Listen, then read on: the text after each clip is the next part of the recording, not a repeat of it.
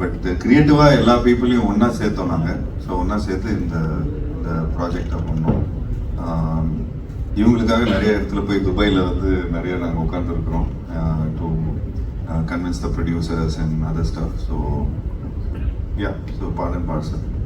Sir இப்போ வந்து மலையாள ஃபிலிம்ஸில் அதர் லாங்குவேஜில் இருக்கிற எல்லாரும் ஒரு ரொம்ப ப்ரைஸ் பண்ணுறாங்க.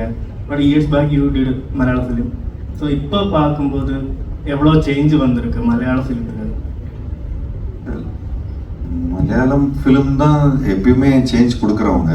ஸோ நாங்கள் நிறைய இட்ஸ் நாட் ஓன்லி கீர்த்தி சக்கர டைம்லேருந்து நான் மலையாள படம் பார்க்கல. நான் எங்கள் அப்பா வந்து சூப்பர் குட் ஃபிலிம்ஸில் வந்து சூப்பர் குட் ஃபிலிம்ஸ் படம் ஆரம்பிக்கிறதுக்கு முன்னாடி 82லேருந்து 90 வரைக்கும் எல்லாம் கல்ஃப் கண்ட்ரியில் இருக்கிற பெரும்பாலும் அவுட் ஆஃப் 100 ஃபிலிம்ஸ் ஒரு 95 ஃபிலிம்ஸ் எங்கள் அப்பா தான் எல்லாம் துபாயில் இருக்கிற கல்ஃப் கண்ட்ரியில் இருக்கிற எல்லா படங்களுக்கு வந்து அவர் தான் டிஸ்ட்ரிபியூஷன் பண்ணுவார். So before being a producer he was a distributor for Malayalam films. So அந்த எங்கள் அப்பாவுக்கு லைக் சூப்பர் குட் ஃபிலிம்ஸ் இன்றைக்கி இவ்வளோ பெரிய பேனராக இருக்குது. ஸோ கிட்டத்தட்ட 99 ஃபிலிம்ஸ் பண்ணியிருக்கிறாங்க. ஸோ இந்த 99 ஃபிலிம்ஸ் பண்ணுறதுக்கு முன்னாடி ஃபஸ்ட்டு எக்ஸ்பீரியன்ஸாக பார்த்துட்டிங்கன்னா மலையாளம் ஃபிலிம் டிஸ்ட்ரிபியூஷன் பண்ணி தான். So then slowly we got into Tamil films and ஏன்னா we basically from Chennai. So அதுக்கப்புறம் ஒரு 10-15 இயர்ஸ்க்கு அப்புறம் நான் இன்ட்ரடியூஸ் ஆனேன்.